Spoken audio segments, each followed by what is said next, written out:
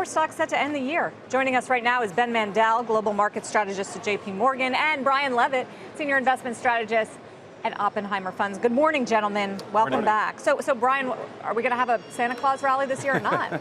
I think actually the stock market's going to go through a bottoming process and will improve towards the end of the year and into the beginning of next year. What we need is some greater clarity around trade. We need greater clarity around Fed policy. I'm not making any guarantees we get the greater clarity around trade, but I think this slowdown in economic activity we're seeing in the housing market, rates are starting to come down. I think the Fed backs off some, create more of a better environment for markets. Clarity what you mean? Because, you know, we're getting Larry Kudlow again on the tape saying there's optimism around China. That's not really doing it. Don't we need a change in tone or strategy in either trade or the Fed?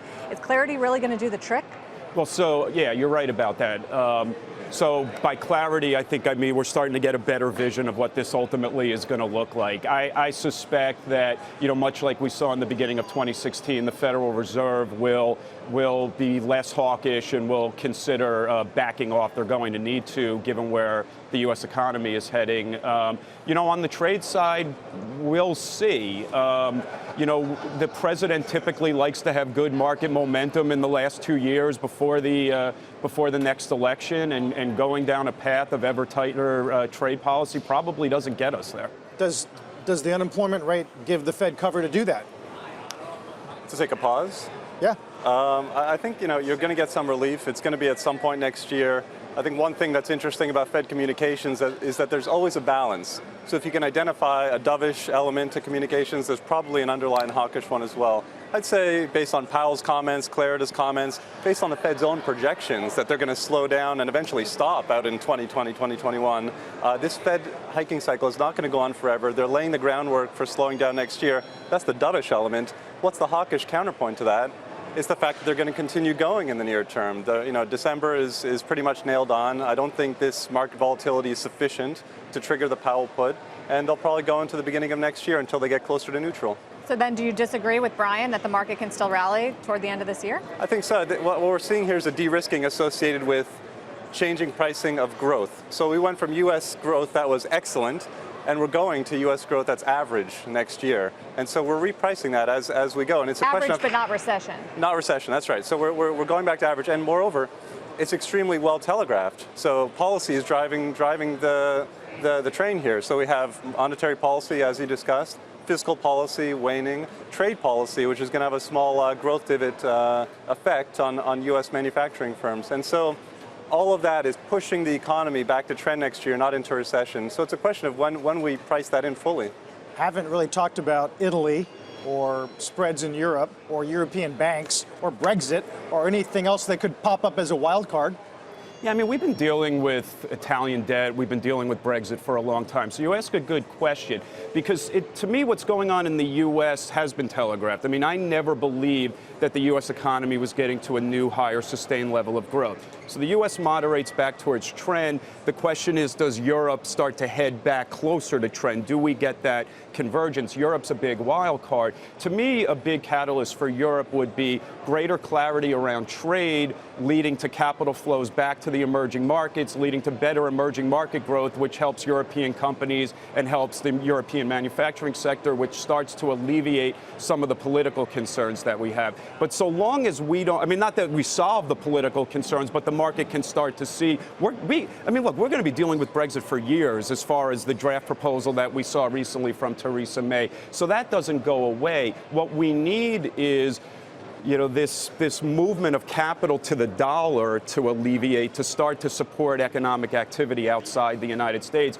We can do that with a Fed that backs off and greater clarity around trade. But what if we don't get the greater clarity on trade, which seems to be a strong possibility? Yeah. I mean, there is certainly the possibility we'll be at this for years. Some say that's what you're going to need to do to finally get what you want from the Chinese.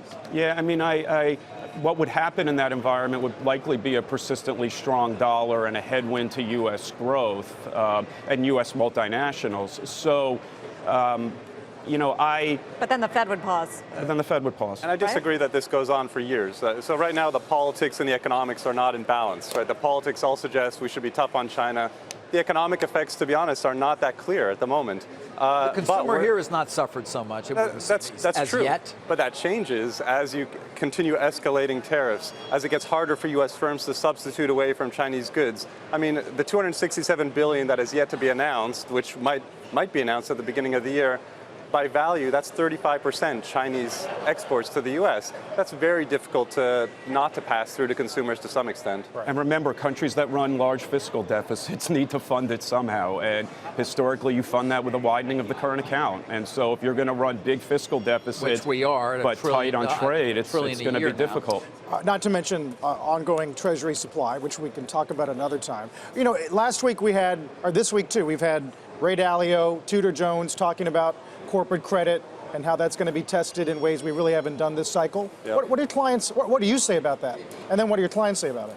I think it's a vulnerability. So we look at leverage on corporate balance sheets as being a shock absorber which has eroded, right? So the firm's capacity to continue spending, continue hiring, if there's a negative shock to earnings, that's dwindled to some extent. The good news in all of that is that the flows associated with balance sheets are pretty good. So earnings are more than enough to cover spending for CapEx and dividends, which is a sign that you know, at least at this point, balance sheets aren't deteriorating further and pushing that vulnerability closer to recession. So it's something we're watching, but not an imminent threat to the recovery. No, I'm glad Carl brought up the credit market because, Brian, when you hear, you know, when you talk to investors in this market, they say it's definitely changed. I mean, there's no flashing alarm bells, right. But you really have to scrutinize the financial health of companies these days versus when it was just this massive pile-in, chase for yield, low interest rate environment. So where does that take us, and what does it signal? Well, if you look in general, the fundamentals of the credit market have not deteriorated significantly. I mean,